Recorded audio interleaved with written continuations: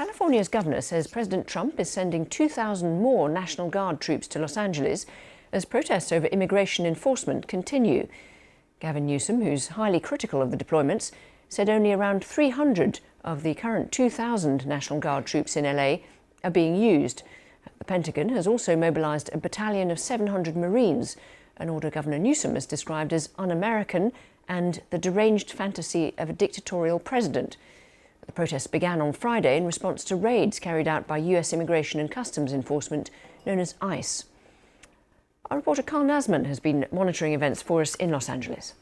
The fourth night of demonstrations and protests here in Los Angeles, another chaotic night as well, and you can still see those images of demonstrators, protesters, and agitators still out in the streets of Los Angeles, even with this late hour of about 11 p.m. We're standing in the shadow, really, of that federal building.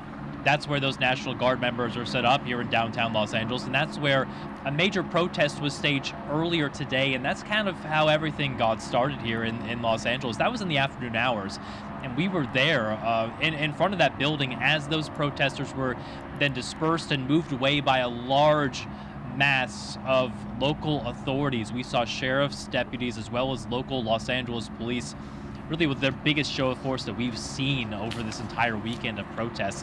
They began to move them out block by block and street by street, and we have to say this was a relatively peaceful demonstration to start, and then once things progressed and really once the sun set here in Los Angeles, that's when we started to see a few more of these clashes.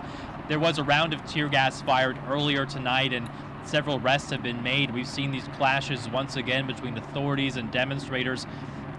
People in the streets using things like fireworks, water bottles, glass bottles as projectiles towards the authorities, and then we've seen those rounds of stun grenades and tear gas being used against the people out here in the streets.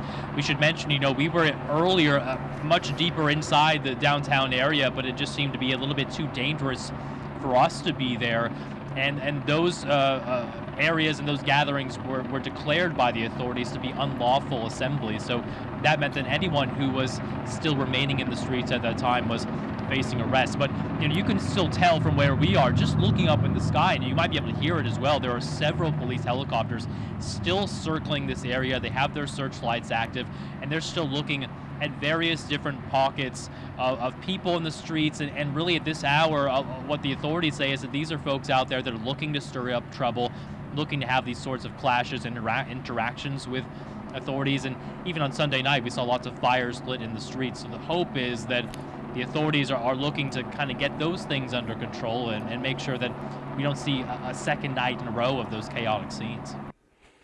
Greg Swenson, chair of Republicans Overseas UK, gave his reaction on President Trump's recent intervention in LA.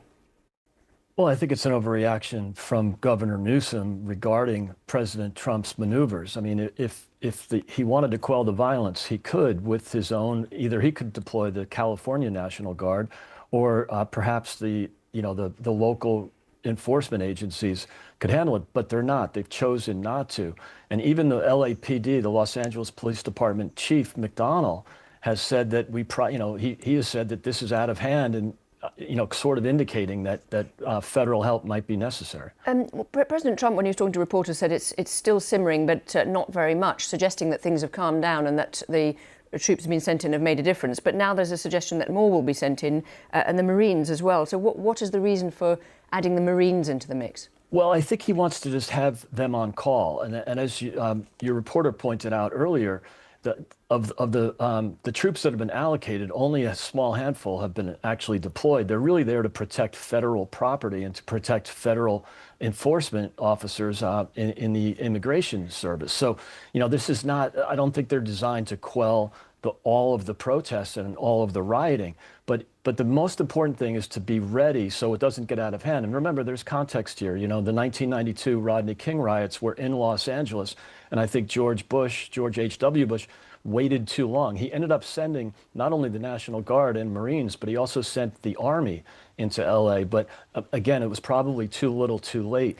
So there's lots of historical context here going back to the summer of 2020 with the riots, the George Floyd riots, and then of course during the civil rights era when President Eisenhower and John F. Kennedy sent federal troops to desegregate the schools in the South that were, where African American children were being blocked by the Democrat governors at the time, the segregationist governors, from going to school. So, there is plenty of history where federal troops are sent to quell violent unrest. The administration and Mr. Trump have called the protesters insurrectionists. I suppose some protesters would argue that actually they do have a right to protest. Would you say the right to protest is now at risk in the US if people are labelled as insurrectionists when they're demonstrating? No, definitely not. They're not labeled as insurrectionists when they're demonstrating. They have the right to protest. They're labeled as insurrectionists when they're resorting to violence. So the purpose of these riots is to thwart enforcement of the federal law. That happened in the Civil War when President Lincoln sent troops to South Carolina to quell the violence there. And so, I think the important point here is if people don't like the immigration laws, they should change the law in Congress. But, the way the system works in the United States is the president has to enforce the laws that were passed by Congress. Now, President Obama did that quite well, and he was, very effective in deportations, in executing immigration law. So is President Trump. Unfortunately, President Biden just recently ignored congressional law or federal law that was passed by Congress and chose not to enforce it. So this is just a common sense issue right now.